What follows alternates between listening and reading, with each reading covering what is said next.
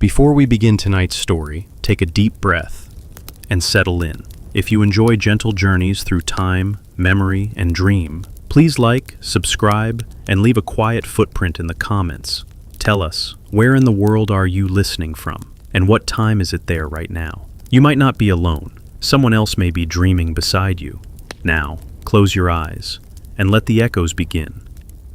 There once was a town where no one owned a clock, no ticking wall pieces, no wristwatches, no chimes on the hour. It wasn't that time didn't pass. Oh no, it passed just the same. But the people of Marrow in the Mist had forgotten how to count it. They rose with the fog and slept with the stars, not knowing if it was Monday or midsummer. Shops opened when the baker's breath steamed the windows. School began when the blackbird stopped singing, and no one was ever late because no one ever knew. The girl who remembered. In a crooked cottage on the edge of Marrow in the Mist, where the ground sloped into an orchard of sleeping apple trees, lived a girl named Isolde. Her father, the clockmaker, had passed away years ago, or so the neighbors said, and left behind a cluttered, dust-glittered workshop full of rusted gears, sleeping pocket watches, and glass-eyed cuckoo birds that hadn't sung in decades. Isolde was different from the other children. She didn't measure days in rain or sunrise. She felt seconds behind her eyes, like soft footsteps walking in her head. She heard time in her sleep, tick, tock, tick, tock. It was lonely, knowing time when no one else did, the room beneath the floorboards.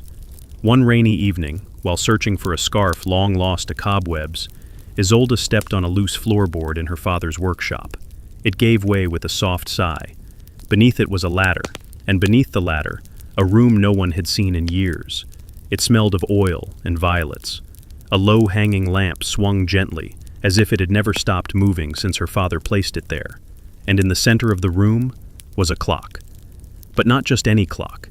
This one had no face, only a mirror, and in the mirror, Isolde saw herself, only older, tired-eyed, kind-smiled, wearing a coat of autumn leaves and holding something heavy in her palm, the clock that wasn't a clock.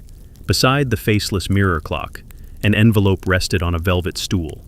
Its paper was sealed in dark blue wax, the same color as her father's eyes. It read, "To my daughter, when the ticking begins." And just like that, she heard it, not in the room, in her bones. Tick, tock, tick, tock. Each beat unwrapped something inside her, like a spool of string pulling tight. She opened the envelope with trembling fingers. Inside was a note, written in ink that shimmered like moonlight. "You are the timekeeper now." The next morning, Isolde awoke not to the chirp of birds or the hush of mist at the window, but to the soft shudder of paper sliding beneath her front door. A letter. No stamp, no name, just her handwriting, though she had not written it. It read, "Wind the mirror clock, midnight only, and listen, for the town has forgotten, but you are the memory." She stared at the ink. It was warm, still drying, as if it had only just been written. By someone in tomorrow. She pressed her ear to the door. No footsteps, no messenger.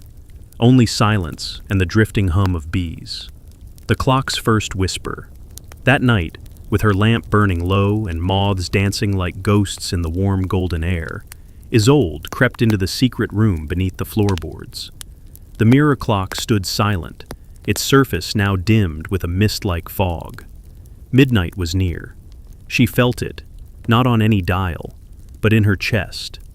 Her heart had become a second hand. She reached for the winding key. As metal met metal, a soft vibration surged through her hand, and the mirror cleared. This time, her reflection was gone, replaced by a door. Not in the room, in the mirror, and behind the door, a hallway made of stars. The passage of still time. The clock clicked once, a sound so quiet it sounded like a thought. The air thickened, as if the room had been dropped underwater. Isolde stepped forward, instinct guiding her like gravity. As her fingers brushed the mirror's surface, it gave way. Not glass, not metal, but memory. She passed through, and into a hallway where portraits ticked instead of clocks. Each picture moved, children dancing in meadows, old men smoking pipes on stone porches, mothers braiding their daughters' hair in front of cracked windows. Each face, frozen in a moment. Each scene, from a time no one remembered, but her. The first door. She passed the first door on the left. Brass plate, etched with a name. Hester Bramble, born 1801 to D 1809. When Isolde opened it, she was in someone else's memory. A little girl swept a cobbled step outside a bakery, humming softly. People walked past her, quickly, without glancing, as if she were invisible. Isolde watched, heart aching. She'd never seen this child, yet she felt she knew her. A quiet voice behind her whispered. She never had a birthday. The town never knew when it came. She turned, but no one was there. Only the sound of a ticking clock slowing, and then silence. The room folded inward, like a sigh. The hallway stretched ahead, glowing faintly, as though lit by the soft silver of moonlight, trapped behind lace curtains. Isolde took another step, bare feet against the impossibly smooth floor. Not wood, nor stone, but something like woven breath. The next door loomed tall. No handle, just a keyhole. Inside it, turning gently of its own accord. A single white feather. She reached out. The feather dissolved to dust as her fingers touched it, and the door creaked open on its own, revealing a room that was neither memory nor dream, but archive. The room without time. A desk. 100 clocks, all without hands. Walls lined with tiny drawers, labeled with names and years. And at the center of it all, a man in a waistcoat stitched from newspapers. His face was unreadable, not hidden but shifting, like trying to recall a dream that never belonged to you. He didn't look at her. He was busy plucking small slips of paper from a glass bowl and whispering to them. Each one bore a forgotten date. August 3rd, 1794, the day Jonas Petrel kissed a girl named Ellen in the shade of the east hedge and told her he'd marry her. No one remembers, except me. He dropped the paper into a drawer. The drawer slid shut by itself. Then he looked at her. His voice was quiet, like the turning of an old book's page. You don't know yet why you're here, do you? Isolde shook her head. But you remember things you shouldn't. That's how it always begins. Your mind has caught echoes. The moon wrote back to you because you answered it once, long ago. The mirror just helped you listen. He smiled faintly. Most people forget the forgotten, but some become keepers. The first offering. He motioned toward a nearby table, where a small wooden box sat. Inside, a single lock of red hair tied with blue ribbon. This belonged to a girl named Clara. She used to dream of stars she'd never seen and wrote poems in chalk under the bakery steps. When she disappeared, no one looked, not because they didn't care, but because they couldn't remember she existed. Isolde picked up the ribbon. It was warm. Suddenly, she could hear Clara's laughter, see her crouched with chalk, hands dusted white, writing starlit stanzas under the gossip of pigeons. The collector nodded. You've heard the moon. You've passed the glass.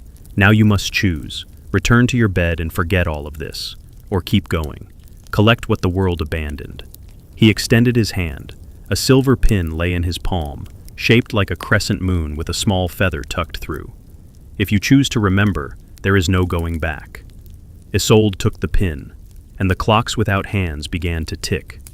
The ticking grew louder, not from the clocks alone, but from somewhere deeper. It was the sound of memory stitching itself back together. With the crescent moon pin now fastened over her heart, Isolde felt the walls shift again. The collector vanished, or perhaps folded into the drawers themselves, and the room expanded like a lung, exhaling fog laced with cinnamon and old candle wax. A wooden arch appeared where there had been none before. Above it, etched in charred iron letters, what was once celebrated must be remembered. She stepped through. The banquet of ghosts. Before her, a banquet hall of impossible size unfolded. A table, longer than a cathedral's nave, stretched endlessly. Plates, goblets, fruits untouched by rot, and centerpieces of bone-white flowers trembled under flickering chandeliers. Guests lined either side, but none moved. They were still as portraits, faces frozen mid-laughter, mid-toast, mid-weeping. Some wore bonnets, others powdered wigs, others coal-black overalls. One boy held a toy horse to his chest. Another girl sat cross-legged on the table, hands cupped in prayer, each one forgotten, each one waiting to be remembered. A single chair creaked back at the table's head, carved with moons and feathers, waiting. Isolde hesitated, then sat. As she did, the silence shifted. The air shimmered. One by one, the guests began to stir, only slightly, heads tilting toward her as if scenting something on the wind. The ceiling flickered, revealing constellations never charted, and from the shadows emerged dishes carried by unseen hands. A plate of candied violets, bread that smelled like stories told beside fire, tea that shimmered like ink and tasted like bedtime poems. One dish held a piece of paper folded into an origami rose. She opened it. It read, "I was Tomas, 1871. I worked in the coal tunnels and dreamt of skies I never saw. Thank you for letting me taste sugar again." Tears slipped down her cheek. The girl beside her, once frozen, now turned her head and whispered, "You're one of us now, Keeper. You remember what the world chose to forget. You keep the feast warm." The cup lifted before her, not by her own hand, and all down the table, ghostly hands raised their goblets. One voice rang clear, neither male nor female, young nor old. "To the keeper who hears what others hush, to the eyes that see what sleep buries, to the feast that feeds the forgotten." And they drank. The flavors burned sweet and deep, like cherry cordial wrapped in dusk. And with that, the hall folded in on itself, gently, like a page turning. The next door waited. Carved upon it, the air was velvet when Isolde stepped beyond the feast. The scent of dew and burning lavender curled around her ankles like a spell. Where once had been stone corridors and wooden chambers, there was now green, lush, endless green. A garden, but not like any she had ever seen. This one bloomed under moonlight alone, though no moon hung overhead. The sky was deep indigo, pierced with slow-falling stars. Each petal glowed faintly, and the vines hummed softly with voices, whispers. Some wept, some laughed, some recited verses in forgotten languages, and all of them reached toward her as she passed. The Garden of Broken Thoughts.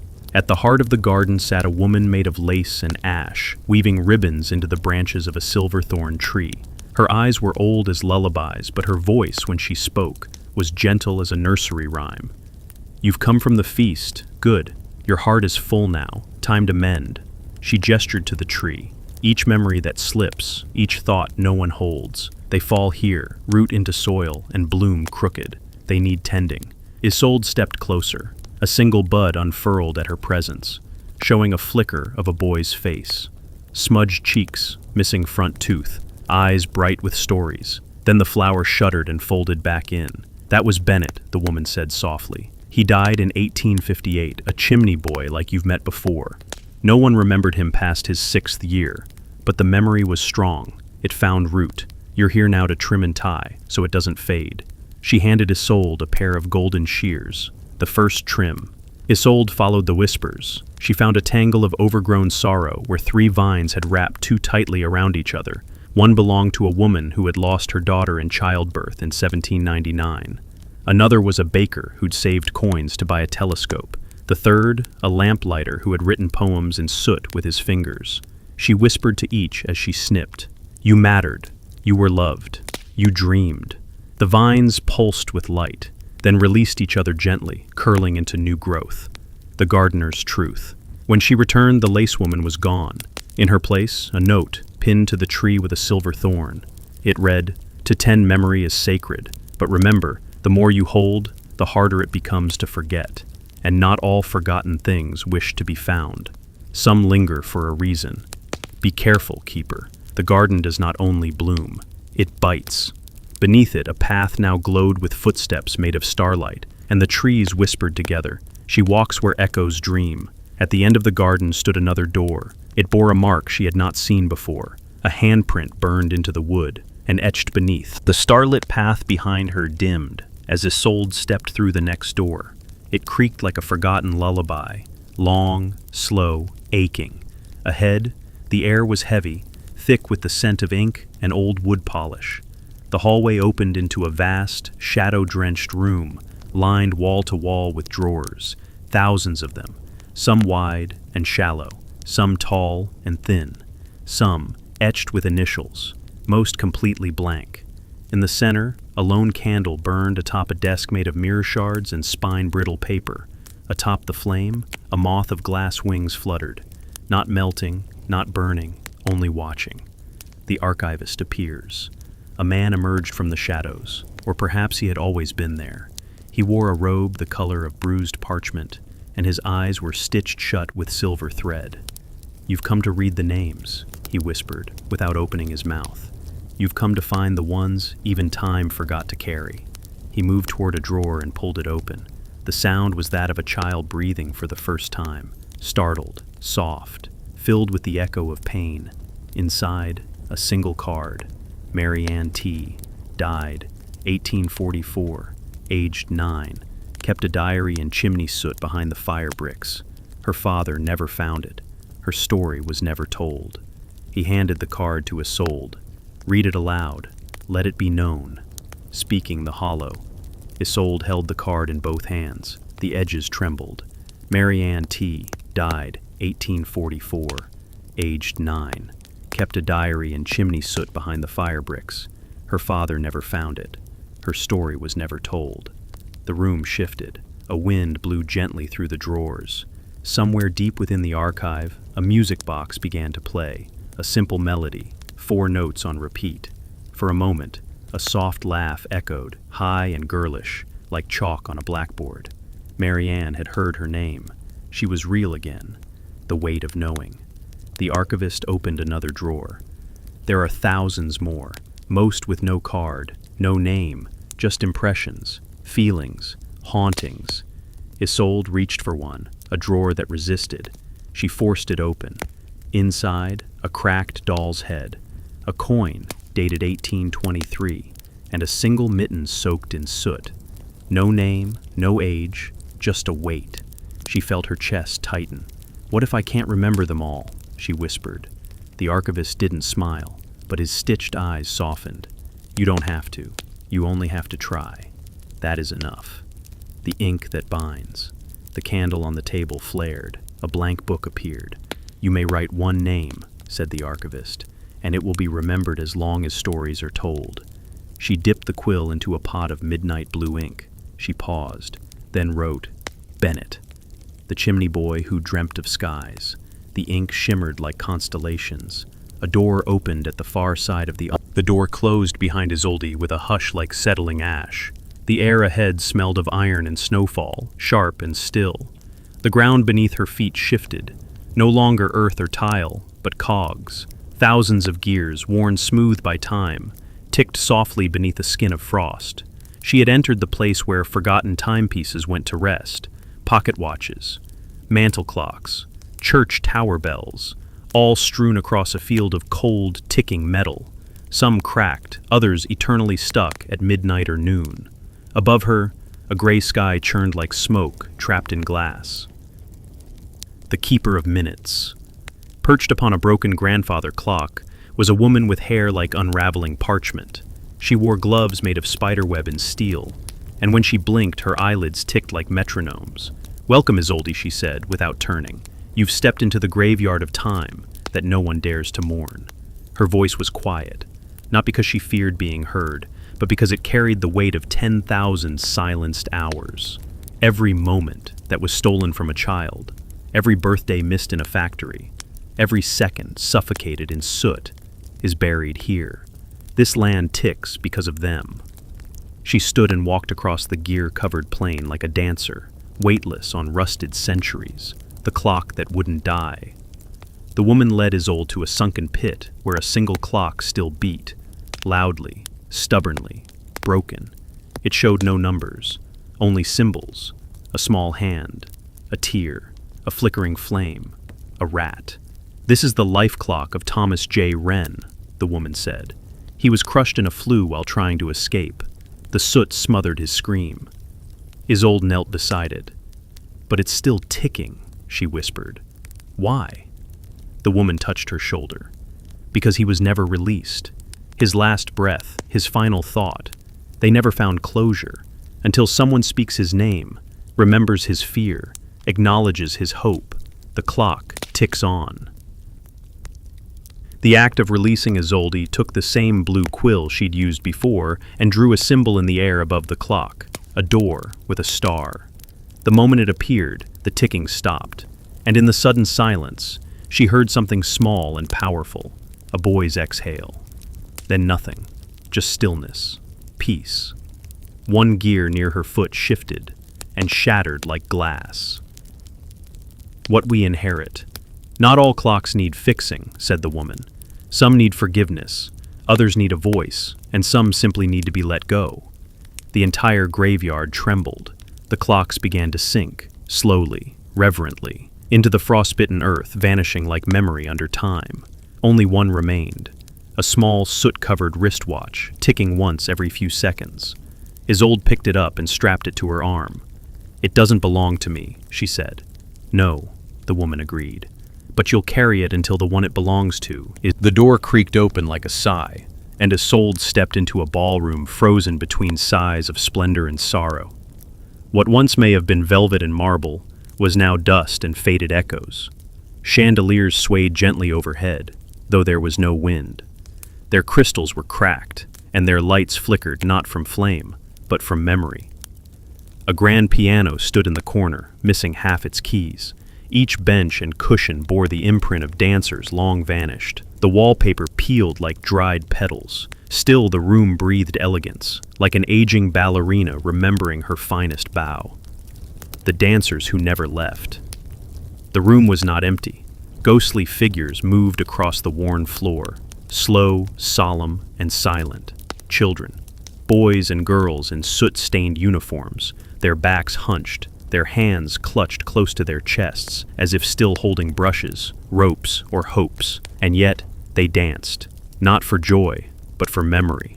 They moved in loops, tragic, practiced, and beautifully broken. Their steps traced invisible patterns on the cracked tiles, like lullabies carved in dust. Isolde watched as one small boy, no older than 8, turned toward her, eyes wide but hollow. His feet didn't quite touch the floor. "We were promised music," he whispered, but the tune was made of coughing. The maestro appears. Atop the shattered piano sat a man in a tailed coat made of shadow and ink, his face hidden behind a mask shaped like a music note cleft in two. He raised a conductor's baton. "They dance because they cannot rest," he said, voice silked in sorrow. "They were meant for lullabies, not ladders. For lullabies, not lie." He gestured to the children. "They each died with a rhythm unfinished.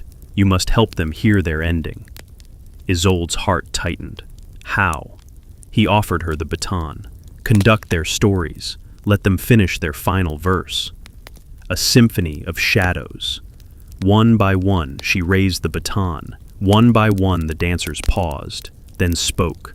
A girl who once sang to the birds from a tenement window before slipping from a fourth-floor chimney. A boy who carved violins from discarded crates, his hands burned by lie. A pair of twins who spun circles in soot, pretending they were at a palace. As she conducted, their movements shifted, no longer stuck in repetition, now fluid, purposeful. Their last stories given melody. The dust stirred, the chandeliers chimed, the piano, broken and silent, played a single note, a lullaby, and slowly each child faded, leaving only footprints and warmth.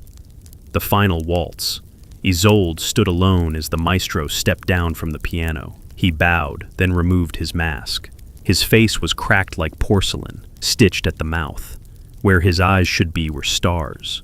"Thank you," he said, bowing low.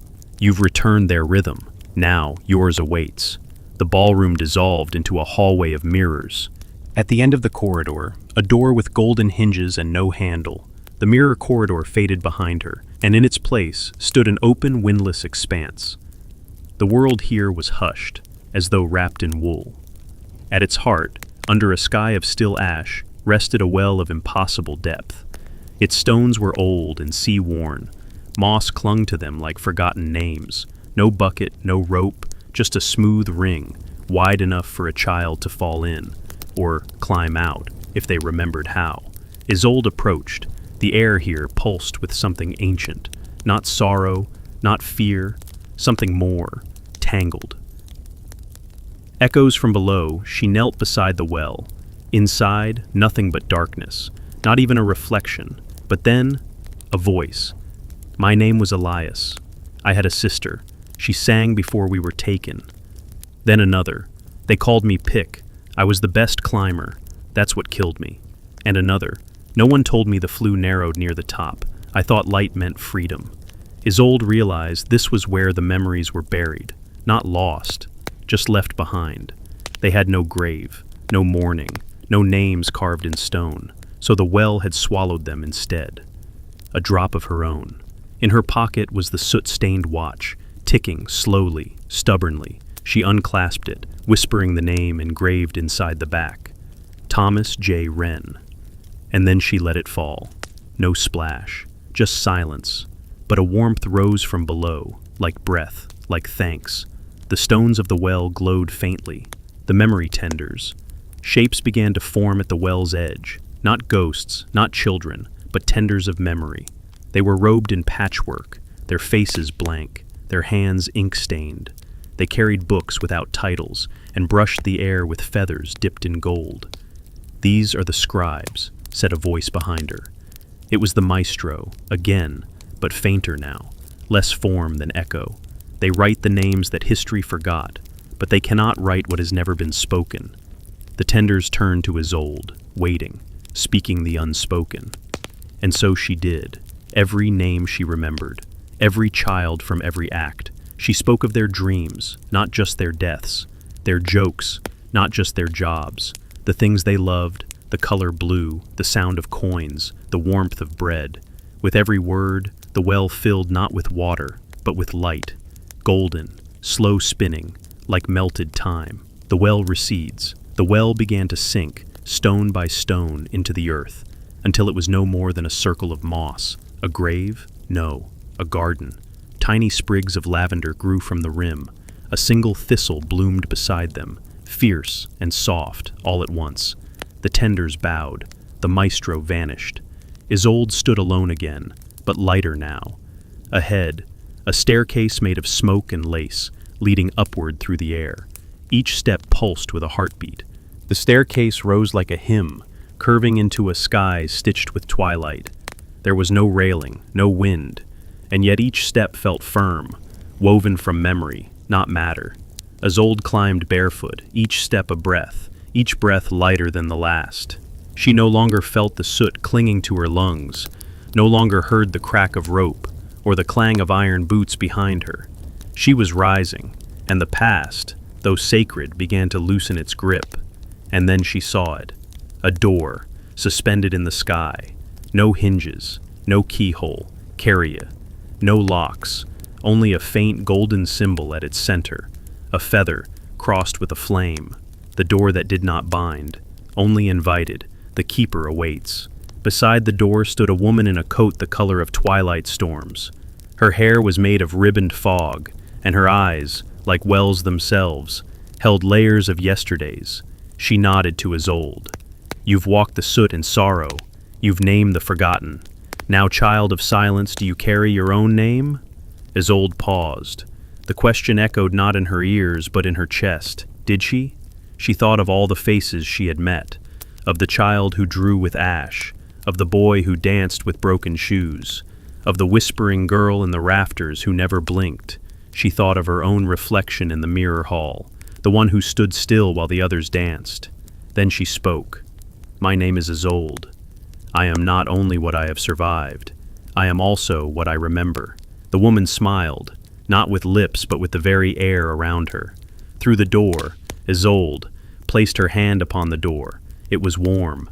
It opened, not outward but inward, not into a place, but a feeling, a return, not to the world she knew, but to the one that waited, a world where forgotten names became stars, where dreams stitched reality, where soot did not stain, but shimmer.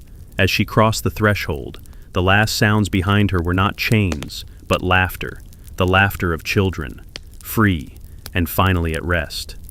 Epilogue. The listener. And you, listener, you were there too. You walked alongside her in thought and breath. So when you wake, remember the boy with the hollow flute. Remember the girl who wrote lullabies in chalk. Remember the dust that carried dreams, not disease. And if ever you pass a chimney, or catch the scent of coal in winter air, pause. Someone may still be listening from the other side of time, and if you're quiet enough, you just might hear the moon writing back. Sleep now, dear one. You've remembered well.